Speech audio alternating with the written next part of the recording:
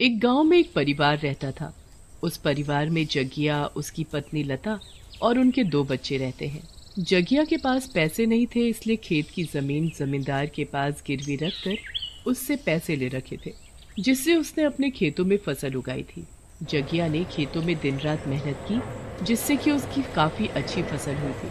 आधी रात को खिड़की के खड़खड़ाने की आवाज आने लगती है और बड़ा ही भयंकर तूफान आ रहा होता है। जगिया जल्दी से लता को उठाता है। लता, लता जल्दी उठो, बाहर बहुत तेज तूफान आ रहा है। तूफान? हे भगवान, इस मौसम में ये तूफान कैसे आ गया? तूफान और ज्यादा तेज होने लगता है, पर जगिया को बस अपने खेतों की चिंता होती है। वो अपने खेतों को देखने जाने लगता है। लता उसे बहुत रोकती है, पर वो उसकी एक नहीं सुनता। जैसे तैसे बारिश तूफान से होता हुआ खेतों में पहुंच जाता है और खेतों की हालत देखकर वो वहीं जमीन पर सर पकड़कर बैठ जाता है। सारी फसल बर्बाद हो चुकी होती है। मेरे खेत, मेरी फसल, हे भगवान, ये क्या हो गया। मैं इतना कर्जा लेकर खेती कर रहा था, अब मैं क्या करूंगा? मेरे परिवार का क्या होगा? मैं तो बर्बाद हो गया। जगिया वहीं बैठे बैठे रोता रहता है।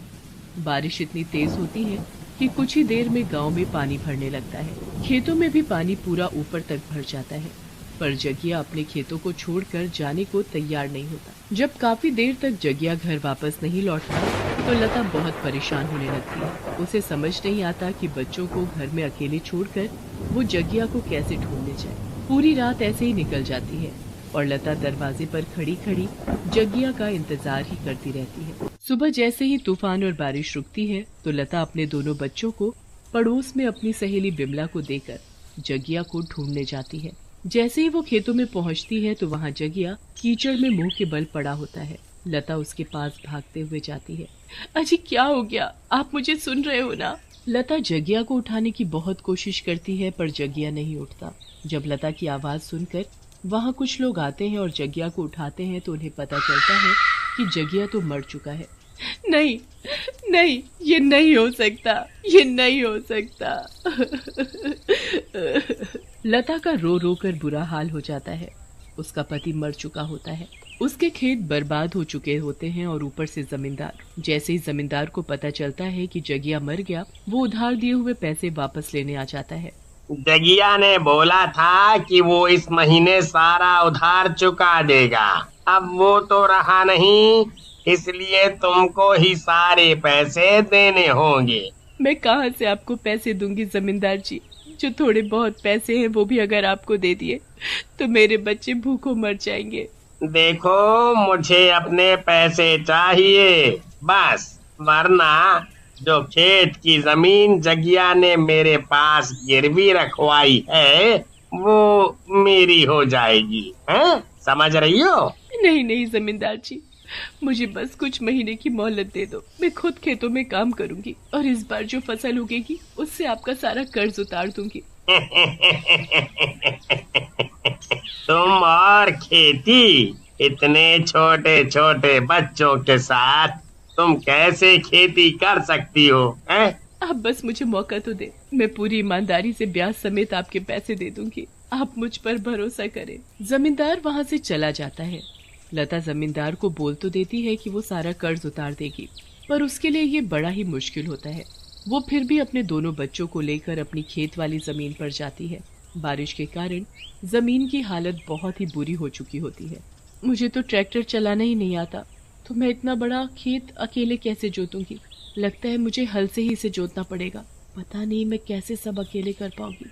आज मैं सारी सफाई कर देती हूँ, फिर कल से खेतों की जुताई शुरू कर दूंगी। शाम होने पर लता घर वापस चली जाती है। आधी रात को खेतों में कुछ हलचल सी होने लगती है, जैसे वहाँ कोई हो। उसके बाद ट्रैक्टर की लाइट चलती है और ट्रैक्टर स्टार्ट हो जाता है। उस ट्रैक्टर पर एक भूत बैठा होता है जो उसको स्टार्ट करता है और पूरे खेत में उससे जुताई करने लगता है। मैं ये सारा खेत जोत दूंगा। इस खेत पर सबसे अच्छी फसल उगेगी और वो मैं उगाऊंगा। पूरी रात वो भूत उस ट्रैक्टर को चलाकर खेत जोतने का काम करता है। फिर जैसे ही सुबह होने का समय होने लगता है, वो भूत उस ट्रैक्टर को उसी जगह वापस खड़ा कर देता है और वहां से गायब हो जाता है। सुबह होने पर जब लता अपने दोनों बच्चों को लेकर जमीन जोतने आती है तो हैरान ही रह जाती है। अरे, ये आधी जमीन किसने जोत दी? मैं तो खुद शाम के वक्त यहाँ से गई थी। मतलब रात को किसी ने इसे जोता है, पर आखिर किसने? कौन हो सकता है जो मेरी मदद कर सकता है? खैर, जो भी है, भगवान उसका भला करे। उसने मेरी बहुत मदद की है।